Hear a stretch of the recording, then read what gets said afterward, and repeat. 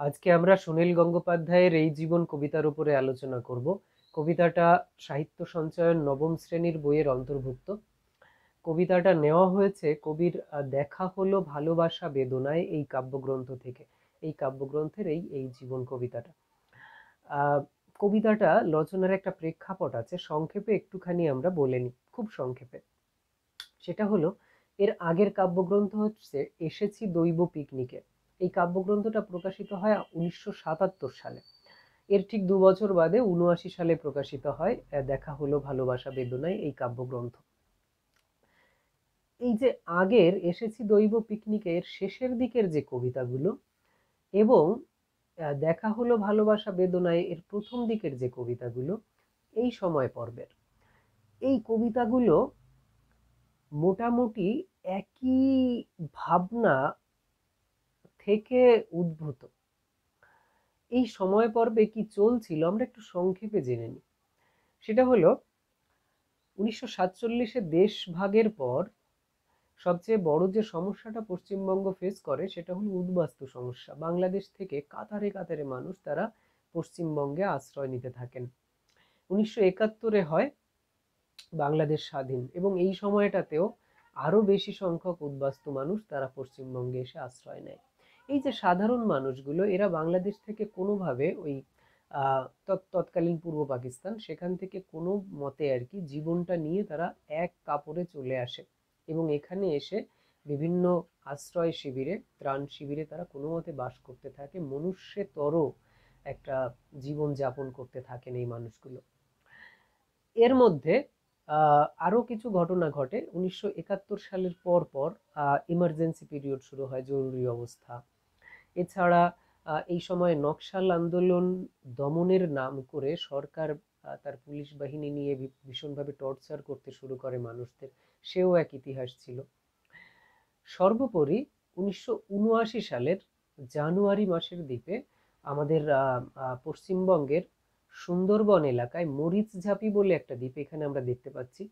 এই মরিচঝাপি দ্বীপে সাধারণ মানুষের ওপর গুলি চালানো হয়। এখানে ঘটনাটা ঘটেছিল এরকম যে বাংলাদেশ থেকে, মানে পূর্ব পাকিস্তান থেকে যেসব মানুষগুলো তারা উদ্বাস্তু হয়ে পশ্চিমবঙ্গে আশ্রয় নিয়েছিলেন, তাদের বেশিরভাগ অংশটাই ছিল মূলত বাংলাদেশের নমশূদ্র সম্প্রদায়ের শিডিউলড কাস্ট মানুষগুলো, যারা এক তথাকথিত উচ্চ বর্ণের বা যারা একটু টাকা পয়সা ওয়ালা মানুষ ছিলেন, তারা পশ্চিমবঙ্গে কোনো না কোনোভাবে আশ্রয় পেয়ে গেছিলেন। কিন্তু সমাজের যারা আর্থিকভাবে এবং সামাজিক মান সম্মানের দিক থেকে একটু পিছিয়ে পড়া মানুষ ছিলেন, সেই মানুষগুলোর জীবনটা হয়ে উঠেছিল দুর্বিষহ। তারা পশ্চিমবঙ্গে এসে আশ্রয় চাইছিলেন। কিছু মানুষ এখানে ত্রাণ শিবিরে কোনোভাবে জীবনযাপন করছিলেন, কিন্তু সরকার এদের একটা বড় অংশকে পশ্চিমবঙ্গ থেকে নিয়ে যায় দণ্ডকারণ্য বলে একটা জায়গা, যেটা মূলত উড়িষ্যা এবং মধ্যপ্রদেশের মধ্যবর্তী একটা জায়গা, সেখানে। কিন্তু সেখান থেকে আবার পরবর্তীকালে একজন মন্ত্রী, তিনি তার মতো করে আর কি কিছু ওদেরকে আশ্বাস দেন যে তোমাদেরকে আবার পশ্চিমবঙ্গে ফিরিয়ে নেওয়া হবে ইত্যাদি ইত্যাদি। মোদ্দা কথা, ওখান থেকে আরো বেশ কিছু মানুষ তারা পশ্চিমবঙ্গে আসে, কিন্তু পশ্চিমবঙ্গ সরকার তাদেরকে এখানকার নাগরিকত্ব দিতে চান না। তো সেই মানুষগুলোর মধ্যে কিছু মানুষ তারা পশ্চিমবঙ্গে ঢুকতে পারেন এবং ঘটনাচক্রে তারা গিয়ে এই মরিচঝাপিতে আহ একটা এটা একটা দ্বীপ। তখন এই দ্বীপে কোনো মানুষজন ছিল না, জঙ্গলে পরিপূর্ণ। তো এই দ্বীপে ওরা গিয়ে কোনো মতে জঙ্গল পরিষ্কার করে ওখানে বসবাস শুরু করে এবং নিজেদের মতো করে তারা বাঁধ দেয় দ্বীপের চারদিকে। এছাড়া সেখানে তারা ফসল ফলাতে থাকেন, কাঁকড়া টাকড়া এগুলো শিকার করে এবং কিছুটা ফসল ফলিয়ে তারা তাদের মতো করে জীবন যাপন করতে থাকেন। কিন্তু গভর্নমেন্ট বা সরকার সেটা সহ্য করতে পারেন না।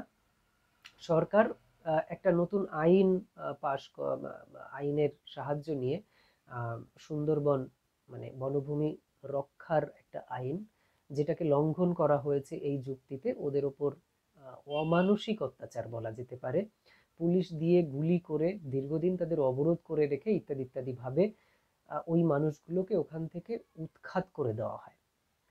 এর প্রকৃত ইতিহাস সরকার চেপে রেখেছিল দীর্ঘদিন, এখনো সেটা ঠিক ঠিকভাবে জানা যায় না। তবে এটুকু বোঝা যায় যে প্রচুর মানুষকে সরকার তার পুলিশ এবং ক্যাডার বাহিনী দিয়ে গুলি করে হত্যা করেছিল। অনেকে নিজেরাও ডায়রিয়া বা অন্যান্য রোগে বা না খেতে পেয়ে মারা গেছিলেন। কিছু মানুষ তারা ওখান থেকে বেঁচে ফিরে পশ্চিমবঙ্গ এবং অন্যান্য জায়গাতে কোনো মতে করে সেটেলড হয়েছিলেন। তো এই মরিচচাপির ঘটনাও ঘটেছিল এই কবিতা লেখার সময়কালে, কাব্যগ্রন্থ রচনার প্রকাশের কিছুদিন আগে। তো এই যে ঘটনাগুলো, এক তো উদ্বাস্তু মানুষের যে যন্ত্রণা, তাদের যে মানবাধিকার লঙ্ঘন প্রতি মুহূর্তে, এছাড়া বৃহত্তর অর্থে সমাজের পিছিয়ে পড়া মানুষ, যাদের আর্থিক নিরাপত্তা নেই, যাদের দৈনন্দিন জীবন চলে কোনো মতে দিন এনে দিন খেয়ে, এই মানুষগুলোর যে জীবনের যন্ত্রণা, সেই যন্ত্রণার কথা এই কবিতাগুলোতে ঘুরে ফিরে এসছে। এই আগের কাব্যগ্রন্থের শেষের দিকের এবং পরের কাব্যগ্রন্থের শুরুর দিকের। এছাড়া এখানে রয়েছে যে এই সাধারণ মানুষের যে জাগরণের কথা, এদেরও পিঠ দেয়ালে ঠেকে গেছে। এখান থেকে এরা এবার নিজেদের অধিকার আদায়ের জন্য প্রতিজ্ঞাবদ্ধ হচ্ছে এবং জাগরিত হচ্ছে, সেই কথা। এই সমগ্রটা মিলে কবির ভাবনাটা ফুটে উঠেছে এখানকার বিভিন্ন কবিতাতে। আমরা দেখে নিতে পারি, এইটা হলো এই জীবন বলে একটা কবিতা, যেটা এই আগের কাব্যগ্রন্থ এসেছি দৈব পিকনিকে, এই কাব্যগ্রন্থের এখানে একটা রয়েছে এই জীবন কবিতা। আর আমাদের পাঠ্য হচ্ছে এই এই এই জীবন কবিতাটা পরবর্তী কাব্যের। তার মানে কিছু সময়ের ব্যবধানে দুটো কবিতা লেখা হয় একই নামে। আগের এই জীবন কবিতাতেও কবি একদম শেষে বলছিলেন জীবনই জীবন্ত হোক। আমরা এটাই আবার পরবর্তী কাব্য মানে এই জীবন কবিতাটায় আমরা পাবো। এইটা হচ্ছে তুমি আমি, আগের কাব্যগ্রন্থের এই শেষ কবিতাটা। সেখানে কবি বলছেন যে গরিব না খেয়ে থাকে, একটু শ্লেষের মাধ্যমে কবি বলছেন, গরিব রাস্তায় শুয়ে থাক, তুমি আমি জমি কিনি, রবিবারে রুই মাছের মুড়ো চিবই, ইত্যাদি ইত্যাদি। শ্লেষের মাধ্যমে কবি সমাজের আর্থিক এবং সম্মানের দিক থেকে এগিয়ে থাকা মানুষদেরকে ব্যঙ্গ করছেন, তাদের ভাবনাকে। এই কবিতাটা হচ্ছে দ্বিখণ্ডিত, আমাদের আলোচ্য কবিতার পরের কবিতা। এখানেও কবি সেই উদ্বাস্তু মানুষদের কথা, সাধারণ পিছিয়ে পড়া মানুষদের কথা, লঙ্গরখানায় তাদের যে জীবন, সেই জীবনের কথাই বলছেন। এখানেও এই মনুষ্য জন্ম কিভাবে কাটছে সেই কথা বলছেন। এই সিকোয়েন্স মেনেই আমরা এই কবিতাটাকে দেখতে পারি। এই একই সময় পর্বে লেখা এবার আমাদের আলোচ্য কবিতা এই জীবন।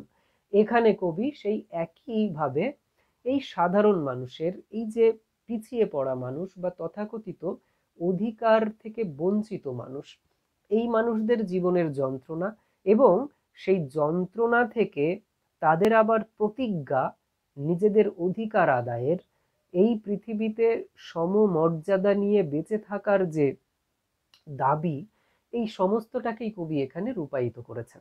তো এই জায়গা থেকে আমরা কবিতাটাকে আলোচনা করব।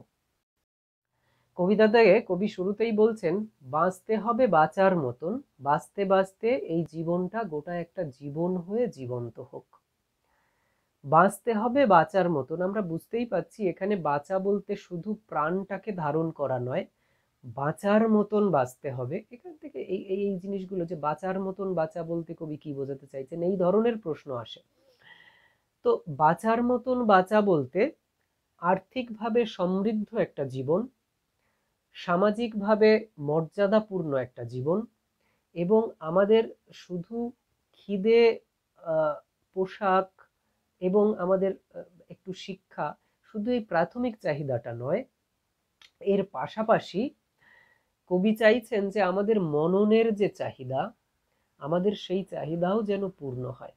এই সামগ্রিকভাবে মননের চাহিদা পূরণ, নিজেদের প্রাথমিক যে চাহিদাগুলো অন্ন, বস্ত্র, বাসস্থান এবং শিক্ষা, স্বাস্থ্য, তার চাহিদা পূরণ, আর্থিকভাবে সমৃদ্ধ জীবন, আত্মিকভাবে সন্তুষ্ট একটা জীবন, এই গোটাটা যদি নিশ্চিত হয় তবে যে বাঁচা, সেই বাঁচাটাকেই মানুষের মতো বা বেঁচে থাকার মতন বাঁচা বলতে কবি এই কবিতাতে বোঝাতে চাইছেন। বলছেন সেইভাবে বাঁচতে বাঁচতে কি হবে, এই জীবনটা গোটা একটা জীবন হয়ে জীবন্ত হোক। জীবনটা হবে গোটা একটা জীবন। জীবনের প্রধান ধর্ম হচ্ছে সে নিজেকে এক্সপ্যান্ড করতে চায়, বাড়াতে চায়, আমাদের সংকীর্ণ আমি থেকে বৃহত্তর আমিতে পৌঁছাতে চায়, এবং জাস্ট খেয়ে পরে বেঁচে থাকা থেকে সমৃদ্ধ, শান্তিময়, আনন্দময় একটা জীবন, সেটাই হচ্ছে গোটা একটা জীবন। সেই জীবনের দিকে আমরা এগোতে চাই। তো কবি বলছেন যে সাধারণ মানুষের দাবি এখানেই যে তাদের প্রাথমিক চাহিদাটা আপাতত পূর্ণ হোক, এবং সেখান থেকে তারা যেন শুধু ওইটুকুতে আটকে না থাকেন, তাদের জীবনের যে অন্যান্য চাহিদা, সেই চাহিদাটাও শেষ পর্যন্ত পূর্ণ হোক, এবং এই সবটা মিলে তাদের যে জীবনটা, সেই জীবনটা যেন গোটা একটা জীবন হয়ে জীবন্ত হয়ে ওঠে। জীবন তো জীবন্তই, আমরা প্রাণে বেঁচে আছি, কিন্তু এখানে জীবন্ত বলতে কবি মুমূর্ষু হয়ে ধুঁকতে ধুঁকতে বেঁচে থাকা নয়, বরং বাঁচার মতো করে, মানুষের মতো করে, মাথা উঁচু করে সম্মানের সাথে বেঁচে থাকার কথাটাই বলছেন। সেটাকেই কবি বলছেন জীবন্ত হওয়া। বলছেন আমি কিছুই ছাড়বো না এই রোদ ও বৃষ্টি। কবি বলছেন আমি কিছুই ছাড়বো না এই রোদ ও বৃষ্টি। এই রোদ বৃষ্টি শব্দ দুটো দিয়ে কবি একটা জিনিস বোঝাতে চাইছেন, সেটা হলো রোদ এবং বৃষ্টি এই দুটো প্রকৃতির অবদান, এটা কোনো ব্যক্তি মানুষের মালিকানাধীন নয়। অর্থাৎ এই পৃথিবীর যা কিছু সবটাই প্রকৃতির অবদান, কিন্তু কিছু মানুষ তারা সময়ের সাথে সাথে কিছুটা দেহ বলে এবং কিছুটা চালাকির মাধ্যমে এই পৃথিবীর যে সম্পদ তার একটা বড় অংশ নিজেদের কুক্ষিগত করে রেখেছে। কবি বলছেন যে প্রকৃতির এই যে সম্পদ, এই সম্পদ কারো ব্যক্তি মালিকানাধীন নয়, এটাতে সবার সমান অধিকার নিশ্চিত হওয়া প্রয়োজন। কবি এই সাম্যবাদী চেতনায় উদ্বুদ্ধ হয়ে বলছেন আমি কিছুই ছাড়বো না এই রোদ ও বৃষ্টি, অর্থাৎ প্রকৃতির যা কিছু উপকরণ তার সবটাই আমি গ্রহণ করব, আমি কোনোটাই ছেড়ে দেব না, আমার অধিকারটাকে আমি নিশ্চিত করার প্রাণপণ চেষ্টা করব। এরপর বলছেন আমাকে দাও ক্ষুধার অন্ন। এখানে এসে কবি বলছেন ক্ষুধার অন্নটা দাও, মানে আমার খিদে পেয়েছে, তার জন্য আমাকে খেতে দাও। অর্থাৎ এটা আমাদের প্রাথমিক চাহিদা। কবি বলছেন যে সাধারণ মানুষ তাদের প্রাথমিক চাহিদাটুকু অনেক সময় পূর্ণ হচ্ছে না, তার জন্য কবি বলছেন যে কবি এই মেহনতি মানুষের বা শ্রমজীবী মানুষের বা এই যে অধিকার বঞ্চিত মানুষের প্রতিনিধি হয়ে বলছেন যে আমাদের প্রথম নিশ্চয়তা দরকার যে আমরা যেন 3 বেলা পেট ভরে খেয়ে বেঁচে থাকতে পারি, তাই আমাকে দাও ক্ষুধার অন্ন। এরপরে বলছেন শুধু যা নয় নিছক অন্ন।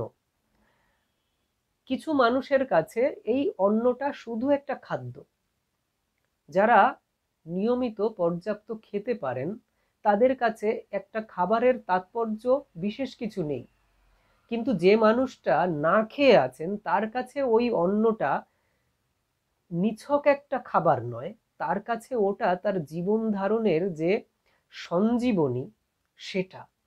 এই জন্য বলছেন যে ওই ক্ষুধার অন্নটুকু, যে মানুষটা লঙ্গরখানায় দাঁড়িয়ে থাকে, যে মানুষটা অনাহারে রয়েছে দীর্ঘ সময়, তার কাছে একটা খাবার, একটুখানি খাবার নিছক একটু খাবার নয়, তার কাছে ওটা তার প্রাণ ধারণের জন্য সব থেকে প্রয়োজনীয় উপকরণ। তাই বলছেন আমার কাছে ওই ক্ষুধার অন্নটা নিছক অন্ন নয়। এরপর বলছেন আমার চাই সব লাবণ্য। যখন আমার প্রাথমিক চাহিদাটুকু পূর্ণ হবে, অর্থাৎ আমার এই খিদের অন্নটুকু আমি পাবো, আমার প্রাণ ধারণ যখন সম্ভব, তখন আমার চাহিদা কি সব লাবণ্য আমি চাইব। লাবণ্য বলতে একজন মানুষের দেহের একটা গঠন আছে, তার দেহের একটা স্বাভাবিক সৌন্দর্য আছে, কিন্তু লাবণ্য হচ্ছে এই বাহ্যিক সৌন্দর্যেরও একটা ভেতরের কিছু, যেটাকে ব্যাখ্যা করে বোঝানো যায় না, যেটাকে ভাষা দিয়ে প্রকাশ করা যায় না, কিন্তু যেটাকে অনুভব করা যায়। ঠিক সেরকম খিদের মানুষের যে প্রাথমিক চাহিদাগুলো, খাদ্য, বস্ত্র, বাসস্থান, শিক্ষা, কিছুটা স্বাস্থ্য, এই জিনিসগুলো যে একেবারে প্রাথমিক চাহিদা, এই চাহিদাটা শুধু পূরণ হওয়াটাই একটা মানুষের যথার্থ পাওয়া নয়। জীবনের একটা লাবণ্য আছে।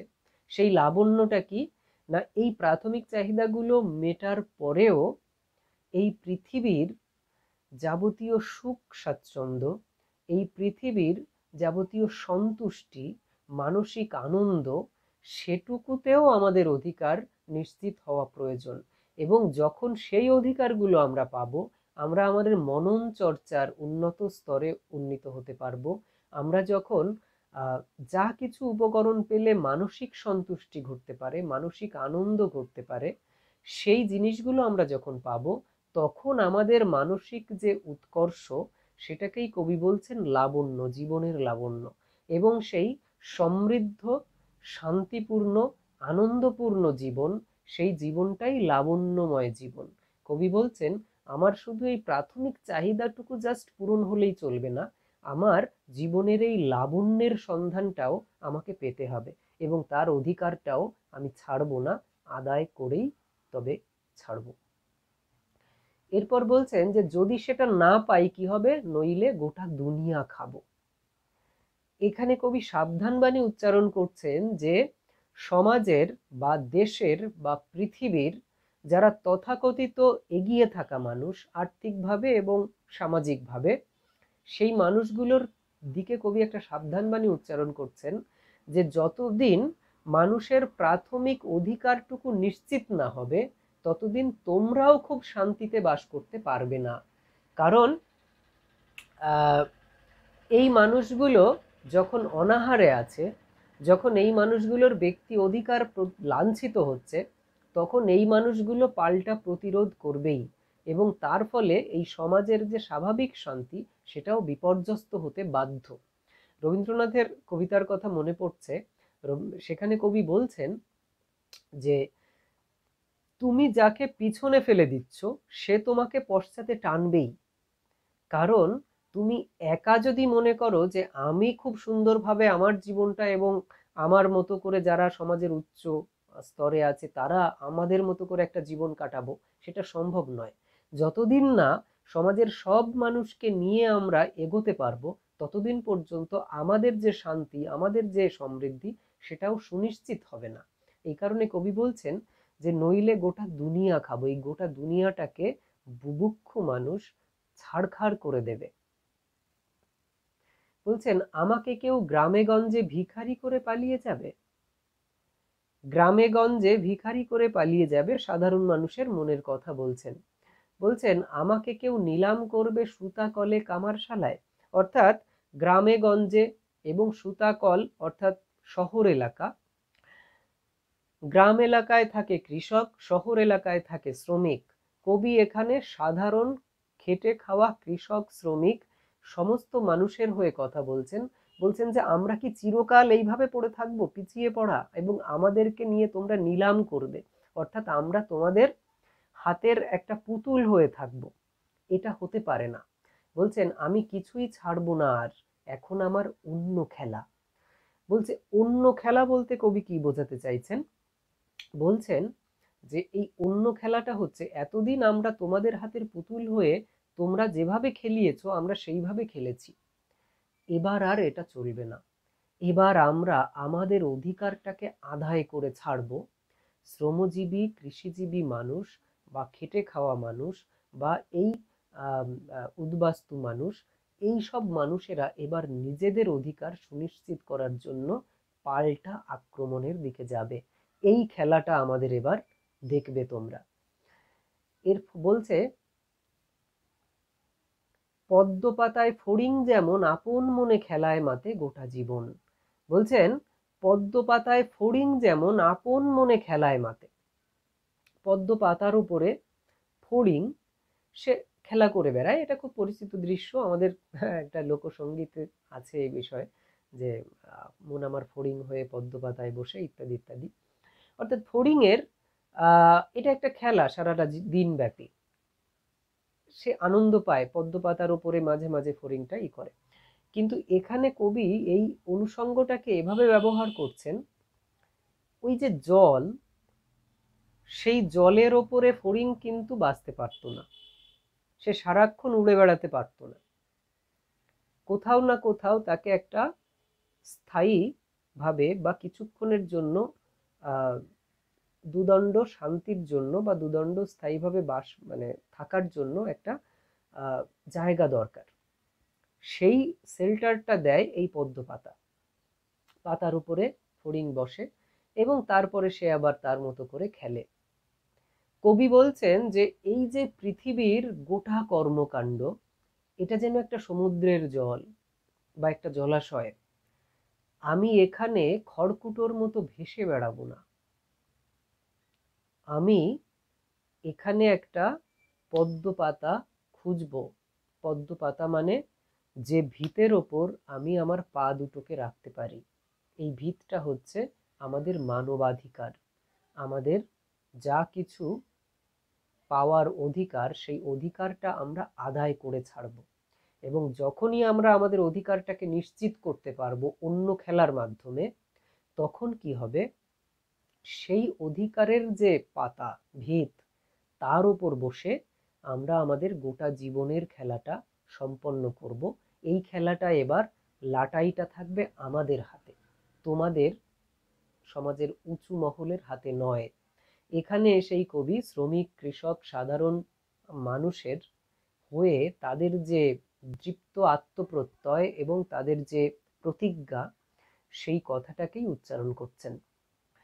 এরপরই কবি বলছেন, মানুষ সেজে আসা হলো, মানুষ হয়েই ফিরে যাব। বলছেন মানুষ সেজে আসা হলো, আমরা বুঝতেই পারছি আমরা যখন জন্ম নিই তখন আকৃতিগত দিক থেকে আমরা মানুষ হয়ে জন্ম নিই, এটাকেই কবি বলছেন মানুষ সেজে এসেছি আমরা। কিন্তু বলছেন মানুষ হয়েই ফিরে যাব। এগুলো প্রশ্ন আসে যে মানুষ সেজে আসা বলতে কবি কি বোঝাতে চাইছেন, মানুষ হয়ে ফিরে যাওয়া বলতে কি বোঝাতে চাইছেন। এখানে বলছেন মানুষ হয়ে ফিরে যাব, তার মানে আমরা আকৃতিগত দিক থেকে জন্মের মাধ্যমে মানুষ হয়েছি, কিন্তু আমরা আকৃতিতে মানুষ, প্রকৃতিতে মানুষ আমাদের হয়ে উঠতে হয়।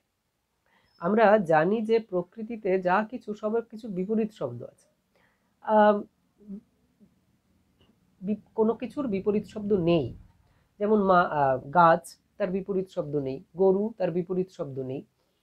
মানুষই একমাত্র জীব বোধহয় যার বিপরীত শব্দ আছে, সেটা হলো অমানুষ। সুতরাং যে কথাটা এখান থেকে এই কথাটা আমাদের শাস্ত্রে প্রচলিত, যার নির্যাস হচ্ছে এই যে মানুষ আকৃতিতে মানুষ আছে মানেই প্রকৃতিতেই সে যে মানুষই থাকবে তার কোনো গ্যারান্টি নেই। তাকে প্রতি মুহূর্তে মানুষ হয়ে ওঠার জন্য সংগ্রাম করতে হয়। কবি বলছেন যে আমি শুধুমাত্র এই দেহগত দিক থেকে মানুষ হয়ে আছি, এটাই আমার কাছে যথেষ্ট নয়। আমি যথার্থ অর্থে মানুষ হয়েই ফিরে যাব। অর্থাৎ আমি আমার ব্যক্তি অধিকার নিশ্চিত করব, আমার যে আত্মসম্মান, আমার যে মনুষ্যত্ব চেতনা, এটাকে আমি নিশ্চিত করব এবং সেইভাবে মানুষ হয়ে মানুষের মতো করে মাথা উঁচু করে আমি এই পৃথিবী থেকে চলে যেতে চাইব। পরে বলছেন বাঁচতে হবে বাঁচার মতন, বাঁচতে বাঁচতে এই জীবনটা গোটা একটা জীবন হয়ে জীবন্ত হোক। তাহলে এই কথাগুলো আগেও ছিল বলে আর আলাদা করে ব্যাখ্যা করার প্রয়োজন পড়ল না।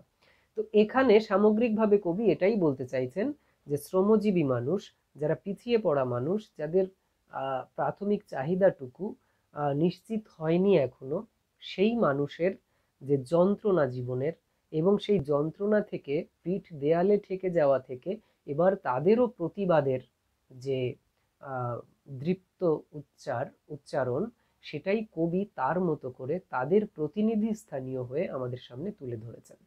এই জায়গা থেকেই আমরা এমসিকিউ আসলে তো নিজেরা করতেই পারবো, আর এসে টাইপ যদি কোশ্চেন আসে সেক্ষেত্রে আমরা একটু সুন্দর করে সাজিয়ে গুছিয়ে লিখব।